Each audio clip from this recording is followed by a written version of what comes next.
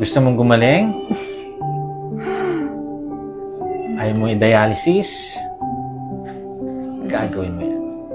Tapos, ang fluids mo, 1.4 liters a day. Tapos, kapag ka mag-strict low carb ka, Opo.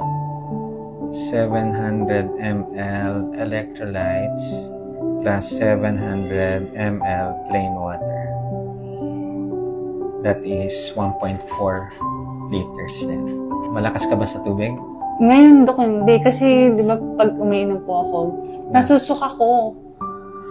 Okay. Naisusuka ko po siya. Sip-sip lang tayo. So, kahit sip-sip na isusuka mo? Opo.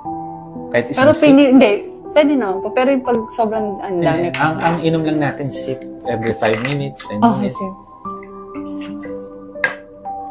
Ganyan lang. Oo. Kailangan ikalat mo kasi siya the whole day.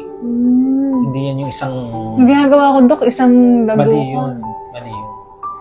Lalo na sa morning. Oo. Kaya, Ikakalat mo siya. You need to spread it. Okay? Dok, ano yung mga kakainin? Hindi ko alam kung ano yung... Real foods.